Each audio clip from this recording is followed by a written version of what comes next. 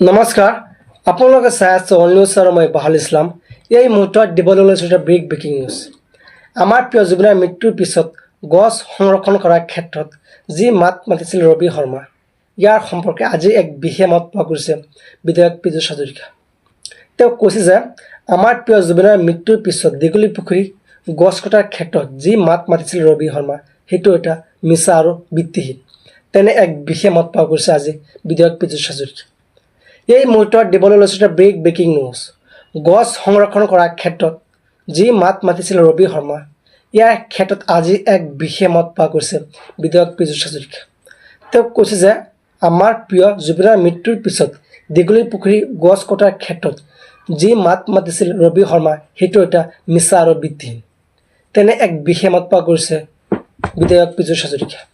আমি জানো যে যেতিয়া আমাৰ প্ৰিয় জুবিন গাৰ্গ জীয়াই আছিল, তেতিয়া তেওঁ গছ সংৰক্ষণ কৰাৰ ক্ষেত্ৰত এক বিশেষ ভূমিকা পালন কৰিছিল। আৰু আমি জানো যে বৰ্তমান সময়ত আমাৰ প্ৰিয় জুবিন গাৰ্গ আৰু আমাৰ মাজত নাই, আমাক চিৰদিনৰ বাবে এৰি থৈ গুচি গৈছে। আৰু ইয়াৰ পিছতেই ৰবি শৰ্মা এক বিশেষ মত প্ৰকাশ কৰিছিল যে তেওঁ কৈছিল, আজিৰ পৰা মই সম্পূৰ্ণৰূপে এক্টিভ হ'ম আৰু গছ সংৰক্ষণ কৰাৰ ক্ষেত্ৰত বিশেষ ভূমিকা ল'ম আৰু গছ কটাৰ বিপক্ষে মই মাত মাতিম।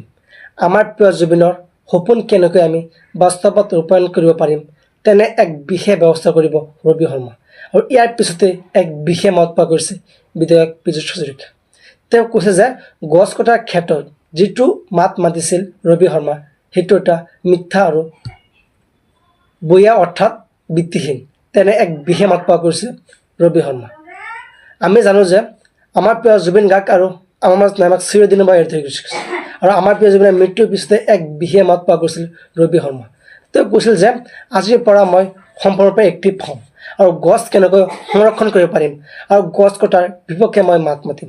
আমাৰ প্ৰিয় জুবিনৰ সপোন বাস্তৱত ৰূপায়ণ কৰিবৰ কাৰণে মই চেষ্টা কৰিম। আৰু ইয়াৰ বিপক্ষে আজি এক বিশেষ মাত মাতিছে বিধায়ক পীযুষ হাজৰিকা।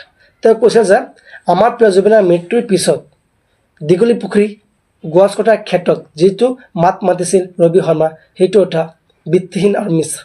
তেনে এক বিশেষ মত পোৱা গৈছে আজি বিধায়ক পীযুষ হাজৰিকা।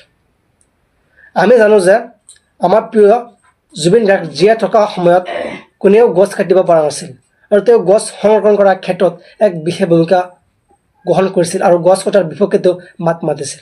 আৰু বৰ্তমান সময়ত আমাৰ প্ৰিয় জুবিন গাৰ্গ আৰু আমাৰ মাজত আমাক চিৰদিনৰ বাবে এৰি থৈ গুচি গৈছে।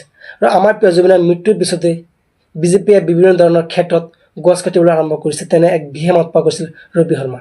সেয়ে তেওঁ কৈছিল যে তেওঁ এতিয়াৰ পৰা এক্টিভ হ'ব আৰু যাতে গছ কাটিব নোৱাৰে তাৰ বাবে এক বিশেষ ব্যৱস্থা কৰিব আৰু আমাৰ প্ৰিয় জুবিনৰ সপোন বাস্তৱত ৰূপায়ণ কৰিবৰ কাৰণে তেওঁ চেষ্টা কৰিব। আৰু ইয়াৰ ক্ষেত্ৰত এক বিশেষ মত পোৱা গৈছে বিধায়ক পীযুষ হাজৰিকা। তেওঁ কৈছে দীঘলী পুখুৰীত কোনো গছ কটা নাই আৰু গছ কটাৰ ক্ষেত্ৰত ৰবি শৰ্মা যিটো মাত মাতিছিল সেইটো এটা মিথ্যা আৰু ভিত্তিহীন। তেনে এক বিশেষ মত পোৱা গৈছে বিধায়ক পীযুষ হাজৰিকা। সেই আপোনালোকে যিমান পাৰে এই ভিডিঅ'টো সিমান শ্বেয়াৰ কৰিব আৰু আমাৰ পেজটো ফ'ল' কৰিব। ধন্যবাদ।